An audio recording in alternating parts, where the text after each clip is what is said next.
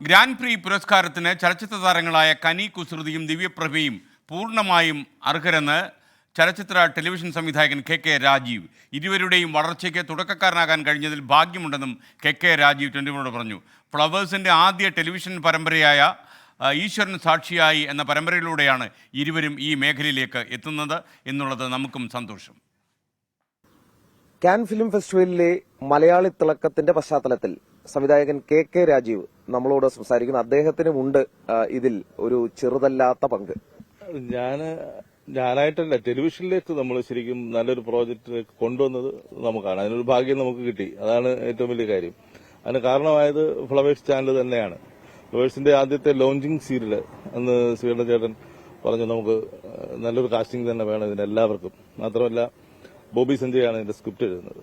അപ്പോൾ അതിലെ കാസ്റ്റിംഗുകൾക്ക് ഇമ്പോർട്ടൻസ് ഉണ്ട്. ബിഗിനിങ് സീരിയൽ ആയതുകൊണ്ട് വളരെ നല്ല ക്വാളിറ്റിയിലാണ് നമ്മൾ വർക്ക് ചെയ്തിരിക്കുന്നത്.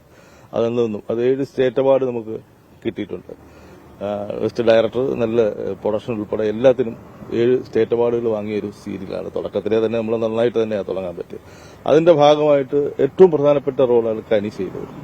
അപ്പോൾ അതിലൊരു അഡ്വക്കേറ്റിന്റെ റോളുണ്ട്. അതിലെ പ്രധാന ക്യാരക്ടർ കഥയുടെ വഴിത്തിരിവിലെല്ലാം ഇടപെടുന്ന, ആ കഥയെ വേറൊരു രീതിയിലേക്ക് നയിച്ചുകൊണ്ട് പോകുന്ന ഒരു പവർഫുൾ ആയിട്ടുള്ള ഒരു ലേഡി അഡ്വക്കേറ്റിനെ വേണമായിരുന്നു. കനി സാധാരണഗതിയിലുള്ള ഒരു ആർട്ടിസ്റ്റേ അല്ല. കാരണം നമ്മളെ അത്ഭുതപ്പെടുത്തുന്ന രീതിയിലാണ് അവരുടെ ഇൻവോൾവ്മെന്റ്. സാധാരണ ആർട്ടിസ്റ്റുകളെ പോലെയല്ല. അവരൊരു സ്ക്രിപ്റ്റ് കിട്ടിക്കഴിഞ്ഞാൽ അതുമായിട്ട് അങ്ങനെ പോകും. പിന്നെ അവരെ മറന്നിട്ട് അതിന്റെ ഉള്ളിലൂടെ സഞ്ചരിക്കുന്നതാണ്. എവിടെ ഇരിക്കുന്നത് പോലും അവർ മറന്നു. പിന്നെ അത് മനസ്സിലാക്കിയിട്ടാണ് തിരിച്ച് ക്യാമറയുടെ മുമ്പിലേക്ക് റെഡി സാർ എന്ന് പറയുന്നത്. ഇപ്പൊ നമ്മുടെ ആ ഈശ്വരൻ സാക്ഷി എന്ന സീരിയലിൽ അഭിനയിച്ച ഒരു താരത്തിന് ദിവ്യപ്രഭ ഇതിന്റെ ഭാഗമാണ്. ഇപ്പോൾ വളരെയധികം ശ്രദ്ധിക്കപ്പെടുന്നു. ഇപ്പോൾ ഈ കാൻ ഫിലിം ഫെസ്റ്റിവലിന്റെ ഭാഗമായി പോലും ശ്രദ്ധിക്കപ്പെടുകയും ചെയ്തു. അന്ന് ടെലിവിഷൻ അവാർഡ്, സംസ്ഥാന സർക്കാരിന്റെ ടെലിവിഷൻ അവാർഡ് അടക്കം അവർക്ക് മികച്ച നടിക്കുള്ള കിട്ടിയെന്നും പറയുന്നു. എന്താണ് ആ ഒരു കാര്യമുണ്ട്? അതൊരു പേരുണ്ടായി വന്നതാണ്. ഈ കനിയും പിന്നെ ദിവ്യപ്രഭയും.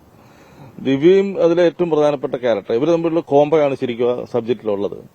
അപ്പൊ അവർ തമ്മിൽ സ്ക്രീനിന് പുറത്ത് ഒരു സൗഹൃദം വളർന്നു. അത് പിൽക്കാലത്ത് അത് അവർ നന്നായിട്ട് മെയിൻറ്റെയിൻ ചെയ്യുകയും അവരൊരുമിച്ച് പല രീതിയിൽ ഒരുമിച്ച് വർക്കുകളിൽ സഹകരിക്കുകയൊക്കെ ചെയ്തിട്ടുണ്ട്. അപ്പൊ അതിനെ ഇടയ്ക്കിടയ്ക്ക് രണ്ടുപേരും ഫോളോ അപ്പ് ചെയ്തിട്ടുണ്ടായിരുന്നു. ഇപ്പൊ ഈ പ്രോജക്ട് ഈ കാനിലേക്ക് പോകുന്നതിന് തൊട്ട് മുമ്പ് രണ്ടുപേരും കൂടി അപ്പുവും ശ്രേയയും പോവാണ് കാനിലേക്ക് പോകാൻ അനുഗ്രഹിക്കണമെന്ന് പറഞ്ഞിട്ട് എനിക്കൊരു മെസ്സേജ് തന്നു. അപ്പൊ എനിക്ക് ആദ്യം അന്വേഷിച്ചപ്പോഴാണ് കാര്യം ഇന്നതാണെന്നുള്ളത് എനിക്ക് മനസ്സിലായത്. ഭയങ്കര അതിശയവും അത്ഭുതവും തോന്നിയില്ല. കാരണം രണ്ടുപേരും അതിന് അർഹതപ്പെട്ട രീതിയിൽ ശ്രമിക്കുകയും അതിനുവേണ്ടി ഡെഡിക്കേറ്റ് ചെയ്യുന്ന 2 ആർട്ടിസ്റ്റുകളാണ്. ദിവ്യയും രണ്ടുപേരും ആർട്ടിസ്റ്റുകൾ എന്ന നിലയിൽ രണ്ടും ഡിഫറന്റ് ആൾക്കാരാണ്. ദിവ്യയുടെ മെതയുടെ ദിവ്യ ആദ്യമായിട്ട് വരുമ്പം എനിക്ക് തോന്നുന്നു ഒരു സ്ക്രീനിനെ കുറിച്ച് അത്ര ധാരണയൊന്നും ഇല്ലാതാണ് വരുന്നത്. പക്ഷെ അവിടെ നിന്നുകൊണ്ട് ഇൻവോൾവ് ചെയ്തത് പഠിച്ച് മുന്നോട്ട് നീങ്ങാനുള്ള ഒരു വാശി എപ്പോഴും അവർ കാണിച്ചിരുന്നു. അതൊരു വളർച്ചയായിരുന്നു. അടുത്ത ഒരു മൂവിയിലേക്ക് പോയി. അങ്ങനെ ശരിക്കും ടെലിവിഷനിലും സിനിമയിലേക്ക് അവർ ചേക്കേറുകയായിരുന്നു. ഈ ഈശ്വരൻ സാക്ഷി എന്ന സീരിയൽ അവരുടെ വളർച്ചയിൽ ഒരു പ്രധാനപ്പെട്ട നാഴികക്കല്ല് തന്നെയായിരുന്നു എന്ന് നമുക്ക് പറയാം ഈ ഘട്ടത്തിൽ. കാരണം അത്രയധികം അവാർഡടക്കം കിട്ടിയ ഒരു സംഭവമാകുമ്പോൾ ഉറപ്പായിട്ടും അവർ രണ്ടുപേർക്കും അവരുടെ കരിയറിന് ഒരു തുടക്കം എന്ന് നിലയ്ക്ക്, തുടക്കം എന്ന് പറയുമ്പോൾ ഒരു ടെലിവിഷൻ മീഡിയയിലൂടെ അവർക്കൊരു ആർട്ടിസ്റ്റുകൾ എന്ന നിലയ്ക്കുള്ള അവരുടെ വളർച്ചയ്ക്ക് ഭയങ്കരമായിട്ട് ഗുണമുണ്ടായിട്ടുണ്ടെന്ന് തന്നെയാണ് ഞങ്ങൾ എല്ലാവരും വിശ്വസിക്കുന്നത്. അവരും അത് വിശ്വസിക്കുന്നുണ്ട്. പബ്ലിക്കിനും അതറിയാം, ഓഡിയൻസിനും അത് നന്നായിട്ട് അറിയാം.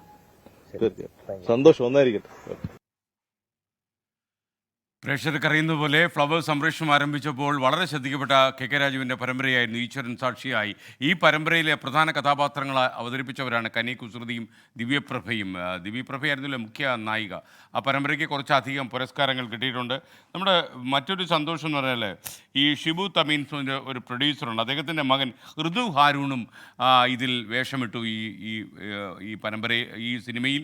അപ്പോൾ അതും നമുക്കൊരു സന്തോഷമുള്ളൊരു കാര്യം. മലയാളി സാന്നിധ്യം ഈ സിനിമയിൽ വളരെ കൂടുതലാണ് എന്നതാണ് ഏറ്റവും പ്രധാനപ്പെട്ട കാര്യം. എന്തായാലും കെ രാജീവിന് ഇവരുടെ വളർച്ചയുടെ നിമിത്തമാകാൻ കഴിഞ്ഞു എന്നുള്ളത് നമുക്കും സന്തോഷം.